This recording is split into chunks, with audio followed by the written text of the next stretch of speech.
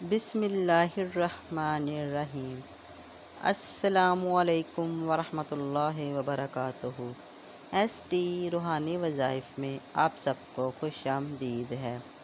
امید کرتی ہوں آپ سب خیر خیریت سے ہوں گے، اور اللہ تعالیٰ سے یہی دعا ہے کہ اللہ تعالیٰ آپ کو ہمیشہ اپنے حفظ و امان میں رکھے، اپنی سلامتی میں رکھے، آمین ثم آمین۔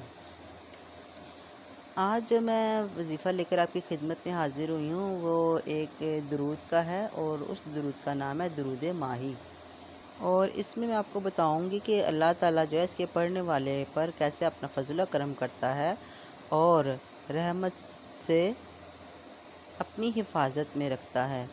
تو ویڈیو کا باقاعدہ آغاز کرنے سے پہلے میں ان سب لوگوں کا بہت بہت شکریہ ادا کرتی ہوں جن لوگوں نے میرے اس چینل کو سبسکرائب کیا اور لائک کیا اور میری ویڈیو کو شیئر بھی کیا۔ نیکی کی بات پھیلانا صدقہ جاریہ ہے، اور اس کے ساتھ ساتھ اپنے اچھے اچھے کمنٹ سے بھی مجھے نوازا۔ اپنے نئے آنے والے ویورز سے میری درخواست ہے کہ وہ میرے اس چینل کو سبسکرائب اور لائک کر دیں، اور میری ویڈیو کو شیئر بھی کر دیں۔ بیل کے بٹن کو ضرور پریس کر دیجیے گا تاکہ میری آنے والی ہر نئی ویڈیو کا نوٹیفیکیشن آپ کو بر وقت اور پوری آسانی کے ساتھ مل سکے، اور کمنٹس باکس میں اپنے اچھے اچھے کمنٹ سے بھی مجھے ضرور نوازیے گا۔ اب میں باقاعدہ اپنی ویڈیو کا آغاز کرتی ہوں۔ تو جیسا کہ میں نے آپ کو بتایا کہ میرا جو آج کا وظیفہ ہے وہ درود ماہی کے بارے میں ہے۔ اس سے پہلے میں نے آپ کو درود شریف کے بارے میں بتایا تھا اور درود تنجینا کے بارے میں بتایا تھا، اور یہ درود ہے درود ماہی۔ درود ماہی جو ہے وہ ہر قسم کی مصیبت اور آفت میں اللہ تعالیٰ کے فضل و کرم اور رحمت سے حفاظت میں رکھتا ہے، اور اسے کثرت سے پڑھنے والا دشمن کے حملے، حاسد کے حسد، جنات اور آسیب کے تنگ کرنے سے ہمیشہ اللہ کی پناہ میں رہتا ہے۔ اور کثرت سے مراد جو ہے وہ کیا ہے کہ 313 بار پڑھنا۔ میں نے آپ کو اس سے پہلے جو ایک ویڈیو میں نے اپلوڈ کی تھی اس میں درود تنجینا کی، اس میں نے آپ کو بتایا تھا کہ کثرت سے مراد ہے کہ کسی بھی درود کو یا کسی بھی نام کو آپ نے کم از کم 313 بار پڑھنا ہے۔ اور یہ درود ماہی جو ہے وہ یہ شیطان کے وسوسوں کو بھی دور کرتا ہے۔ بعض دفعہ انسان کے دل و دماغ میں عجیب عجیب وسوسے اور عجیب و غریب خیالات آتے رہتے ہیں، تو درود ماہی کو کثرت سے پڑھنے سے جو ہے وہ ان شیطانی وسوسوں سے بھی انسان دور ہو جاتا ہے۔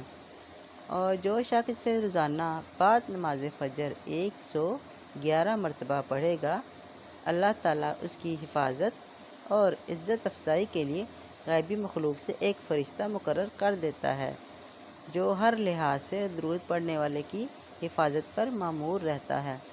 اور درود ماہی نہ اتنا لمبا ہے نہ ہی اتنا چھوٹا، تو آپ اگر اسے پڑھنا سٹارٹ کر دیں گے تو بہت ہی کم ٹائم میں جو ہے وہ آپ اسے 111 بار مکمل کر لیا کریں گے۔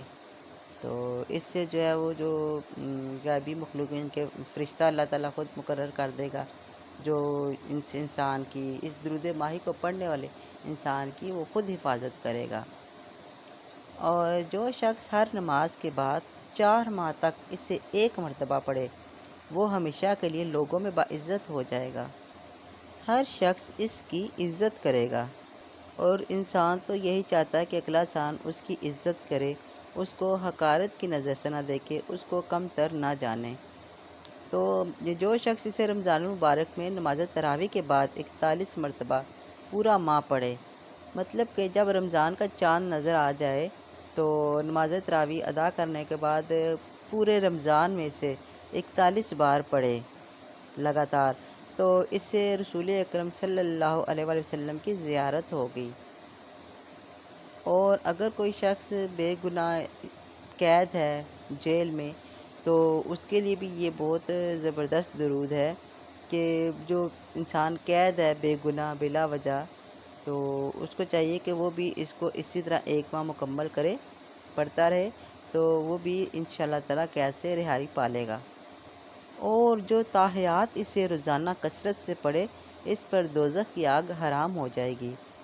آپ دیکھیں اب اس درود ماہی کی فضیلت کہ جو ساری زندگی جو ہے اس کو کثرت سے پڑھے گا، یعنی کہ پورے دن میں 313 بار پڑھے گا، تو جو دوزخ کی آگ ہے وہ بھی اس کا کچھ نہیں بگاڑ سکے گی۔ اس درود شریف کی درود ماہی کی سند یہ ہے کہ ایک روز حضور صلی اللہ علیہ وآلہ وسلم مسجد نبوی میں تشریف فرما تھے کہ آپ کے پاس ایک اعرابی آیا۔ اس کے پاس ایک بہت ہی بڑا برتن تھا جسے اس نے ایک کپڑے سے ڈھانپ رکھا تھا۔ اس عربی نے وہ برتن آپ کی خدمت اقدس میں پیش کیا۔ حضور صلی اللہ علیہ وآلہ وسلم نے پوچھا کہ اے عربی، اس برتن میں کیا ہے؟ اس نے عرض کیا، یا رسول اللہ صلی اللہ علیہ وآلہ وسلم، 3 دن سے اس مچھلی کو پکا رہا ہوں مگر یہ بالکل پک ہی نہیں رہی، اس پر آگ کا کچھ اثر ہوتا ہی نہیں، اور مجھے سمجھ نہیں آ رہی کہ ایسا کیوں ہو رہا ہے کہ 3 دن سے میں مسلسل لگاتار کوشش کر رہا ہوں اور اس مچھلی کو پکا رہا ہوں، تو اس کو تو آگ جو ہے وہ ذرا سی چھوتی بھی نہیں ہے۔ تو یہ سب ماجرا دیکھ کر میں آپ کے پاس اس مچھلی کو لے کر آیا ہوں۔ آپ صلی اللہ علیہ وسلم اسے اچھی طرح جانتے تھے۔ حضور پاک صلی اللہ علیہ وسلم اس آدمی کو، اس عربی کو اچھی طرح جانتے تھے کہ وہ کون ہے۔ تو حضور صلی اللہ علیہ وآلہ وسلم نے مچھلی سے دریافت کیا تو مچھلی کو اللہ تعالیٰ نے قوت گویائی عطا فرمائی، مچھلی کو زبان دے دی اور وہ بولنے لگی۔ اس مچھلی نے عرض کیا کہ میں پانی میں کھڑی تھی تو ایک آدمی آیا، وہ ایک درود پڑھ رہا تھا۔ وہ اتنی اونچی آواز میں پڑھ رہا تھا کہ جو اس آدمی کے درود کی جو آواز ہے وہ میرے کانوں میں پڑ رہی تھی، اور میں نے اس درود کو پورا سنا جو وہ آدمی پڑھ رہا تھا۔ تو حضور صلی اللہ علیہ وسلم نے فرمایا کہ اے مچھلی، وہ درود پڑھ کر سنا۔ چنانچہ مچھلی نے وہ درود پڑھ کر حضور اکرم صلی اللہ علیہ وآلہ وسلم کو سنایا۔ رسول اکرم صلی اللہ علیہ وآلہ وسلم نے حضرت علی رضی اللہ تعالیٰ عنہ کو فرمایا کہ اے حضرت علی رضی اللہ تعالیٰ عنہ، اس درود کو تم لکھ لو اور لوگوں کو سکھاؤ، لوگوں کو بتاؤ۔ انشاءاللہ تعالیٰ اس درود ماہی کے پڑھنے والے پر دوزخ کی آگ حرام ہو جائے گی، لہٰذا اس درود کو درود ماہی کہا جاتا ہے۔ آپ نے اس درود ماہی کی فضیلت و برکات دیکھی کہ یہ جو درود ماہی ہے کس طرح سے انسان کی زندگی میں اچھے اثرات یا اچھے جو کام کرواتا ہے اور کتنی جو چیزوں سے نجات دلاتا ہے۔